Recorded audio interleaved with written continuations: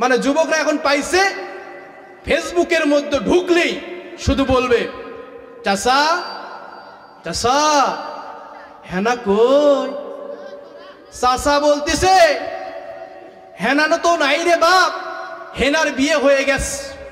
বলছে না আমি মানি না। চাচা করছে না মানলু বাস খা আর সারা জীবন গাঞ্জা খা।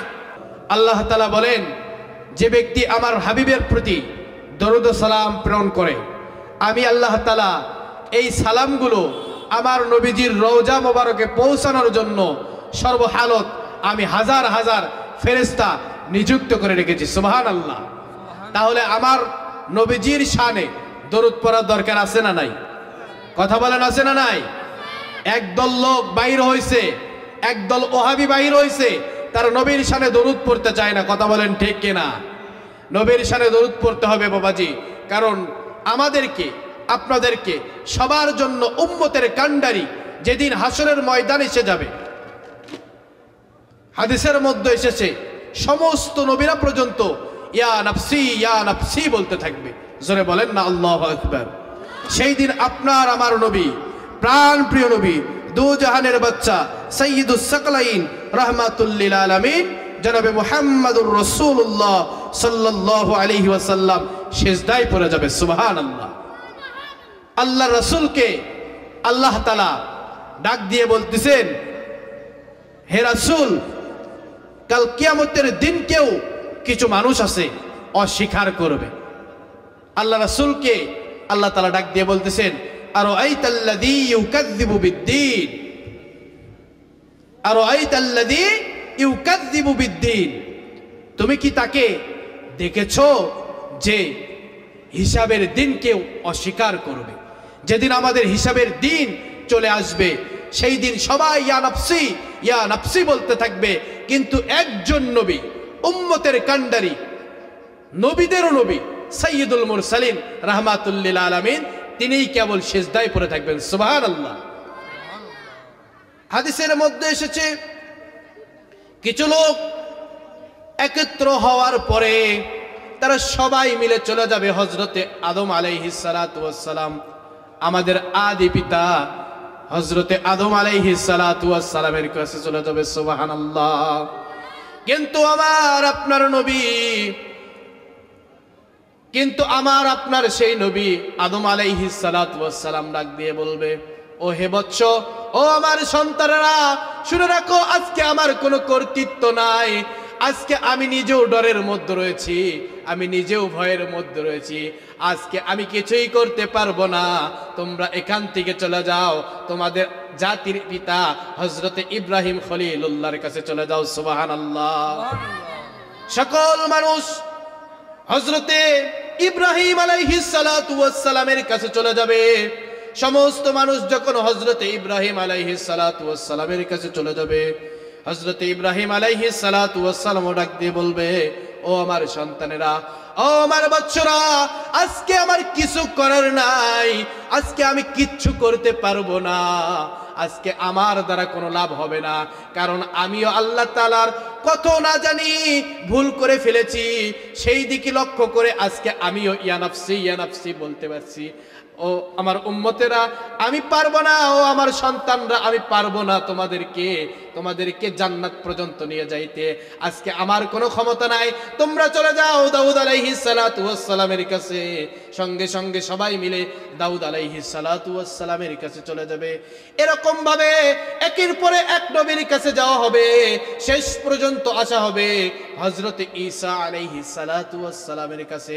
সমস্ত মানুষ যখন হযরতে ঈসা আলাইহিস সালাতু ওয়াস সালামের কাছে চলে যাবে, হযরতে ঈসা আলাইহিস সালাতু ওয়াস সালাম বলবে, আমি তো পারবই না, কারণ দুনিয়ার মানুষরা আমাকে আল্লাহর সন্তান বলে ডেকেছে, না জানি আজকে আল্লাহ আমার উপরে ক্ষোভ নিয়ে রয়েছে, আমি তো আল্লাহর সামনে যাওয়ার সাহস রাখি না।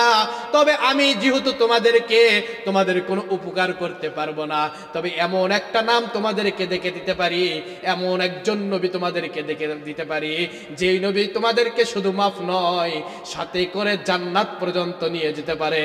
জোরে বলেন না সুবহানাল্লাহ। সবাই মিলে তখন আমার আপনার নবী আখির নবী মুহাম্মাদুর রাসূলুল্লাহ সাল্লাল্লাহু আলাইহি ওয়াসাল্লামের নাম বলা হবে। সকলে বলে দিবে, সমস্ত নবী বলে দিবে, ওই যে দেখেন মুহাম্মদ সিজদায় পড়ে আছে, ওই মুহাম্মদ সাল্লাল্লাহু আলাইহি ওয়াসাল্লামের কাছে যাও, তাহলেই তোমাদের মুক্তির পথ পাবা, না হলে আমাদের আজকার কর্তৃত্ব নাই। আল্লাহু আকবার। আরেকবার জোরে বলেন না আল্লাহু আকবার। সমস্ত উম্মতরা, সমস্ত মানুষরা সেদিন আমার আপনার নবী আখিরি নবী মুহাম্মাদুর রাসূলুল্লাহ সাল্লাল্লাহু আলাইহি ওয়াসাল্লামের কাছে চলে যাবে। সুবহানাল্লাহ। আমার আপনার নবী আমাদের সবাইকে দেখার পরে আবার সিজদায় পড়ে যাবে, আল্লাহর কাছে কাঁদতে থাকবে, ওগো মালিক আবার গুনাহগার উম্মতেরা আমার কাছে এসেছে, ও মালিক ক্ষমা ভিক্ষা চাওয়ার জন্য। আল্লাহ দেখো সমস্ত নবীদের কাছে গিয়েছে, সমস্ত নবীরা আমার কাছে প্রেরণ করেছে, আমার কাছে পাঠিয়ে দিয়েছে। ও মালিক তুমি যদি আজকে আমাকেও ফিরে দাও, আমি সহ্য করতে পারবো না, আমার গুনাহগার উম্মত জাহান্নামে যাবে, এইটা আমি কোনো কালেই আমি বরদাস্ত করতে পারবো না, আমি মেনে নিতে পারবো না। সুবহানাল্লাহ। সঙ্গে সঙ্গে আল্লাহ তাআলা ডাক দিয়ে বলবেন, ও নবীজি আপনি আর সিজদায় পড়ে থাকবেন না, দুনিয়াতেও আপনি কেঁদেছেন, দুনিয়াতে আপনি রক্তাক্ত হয়েছেন, ও নবী দুনিয়াতে আপনি ভীষণ কষ্ট করেছেন, আর আমি আপনার চোখের পানি দেখতে চাই না, আর আমি আপনার কষ্ট দেখতে চাই না। আজকে আপনি আমার সামনে হাসি মুখে ওঠেন, আপনার গুনাহগার উম্মতেরা পাহাড় পরিমাণ যদি গুনাহ করে থাকে, আমি আল্লাহ তাআলা তাদের জিন্দেগির গুনাহ মাফ করে আজকে জান্নাত পর্যন্ত তাদেরকে পৌঁছাইয়া দেব। সুবহানাল্লাহ। আল্লাহ রে ডাক রে বান্দা, আল্লাহ রে ডাক, আল্লাহ রে ডাকতে পারলে তোর জীবনের গুনাহ হবে মাফ। আল্লাহু আকবার। আল্লাহ রে ডাক রে বান্দা, আল্লাহ রে ডাক, আল্লাহ রে ডাকতে পারলে তোর জীবনের গুনাহ হবে মাফ। ঠিক কি না? জিকির করে লা ইলাহা, ও লা ইলাহা, ও লা ইলাহা, লা ইলাহা ইল্লাল্লাহ, লা ইলাহা ইল্লাল্লাহ, লা ইলাহা, ও লা ইলাহা। তাহলে বলতেছিলাম আল্লাহ রাসূলকে আল্লাহ তাআলা জানায় দিলেন, ও নবীজি যারা আপনার উম্মতের মধ্যে কিছু মানুষ আছে যারা কাল কিয়ামতের ময়দানকে অস্বীকার করবে, আল্লাহ রাসূলকে পরের আয়াতে জানায় দিলেন ফাযালিকাল্লাযী ইয়াদউল ইয়াতীম, তারা সেই লোকগুলোই এতিমদেরকে কঠোরভাবে তাড়িয়ে দেয়। যারা কাল কিয়ামতের ময়দানকে অস্বীকার করে তারা এতিমদেরকে গলা ধাক্কা দিয়ে বাহির করে দেয়। আপনি আমি মনে করব আমার আপনার সামনে যত মানুষগুলো রয়েছে যারা এতিমদেরকে গলা ধাক্কা দিয়ে দিয়ে বাহির করে দেয়, মনে করতে হবে এই সব লোকরাই কাল কিয়ামতকে তারা অস্বীকার করে। যদিও তারা মুখে বলে আমরা কিয়ামতকে বিশ্বাস করি, কাল কিয়ামতের হাসরকে বিশ্বাস করি, কিন্তু এটা তাদের মুখের ভাষা। কিন্তু আল্লাহ রব্বুল ইজ্জাত দলিল দিয়ে দিচ্ছেন যে কারা অবিশ্বাস করে, কারা অবিশ্বাস করে তারাই যারা এতিমদেরকে গলা ধাক্কা দিয়ে বাহির করে দেয়। জোরে বলেন না নাউযুবিল্লাহ।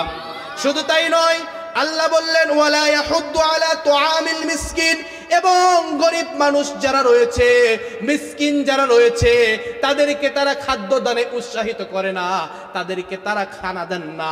আপনার আমার প্রতিবেশী লোক এমন রয়েছে 2-4 দিন না খেয়ে থাকে, কিন্তু আপনি আমি খোঁজ নেই না, তাদেরকে খাবার দেই না। এই রকম লোক যদি থেকে থাকে, আল্লাহর কসম করে বললাম কাল কিয়ামতের ময়দানে জান্নাত নয়। এরকম লোক যদি আপনি আমিও হয়ে থাকি, কাল কিয়ামতের ময়দানে হাসরের ময়দানে আপনাকে আমাকে জাহান্নামের দিকে যাইতে হবে। কথা বলেন ঠিক কি না? আমার ভাইজান, আমার বন্ধুগণ, এজন্য বলতেছি আপনি আমি আমরা সবাই পরপারের যাত্রী, পরপারের উদ্দেশ্যে আমরা সবাই গমন করব। এই দুনিয়াতে থাকতে দেওয়া হবে না, বা থাকার সুযোগ আমাদেরকে দেবে না। আমাদের সামনে কুল্লু নাফসিন যায়িকাতুল মাউত, যাদের নফস রয়েছে, যাদের জীবন রয়েছে, তাদের সবাইকে একদিন মৃত্যুর স্বাদ গ্রহণ করতে হবে, ঠিক কিনা? এজন্য মরণের কথা স্মরণ করে আজকে তো আমরা দুনিয়া বিমুখী হয়ে আছি, যার কারণে দুনিয়ার রং তামাশা সবকিছু আমাদের মধ্যে রয়েছে। কথা বলেন ঠিক কিনা?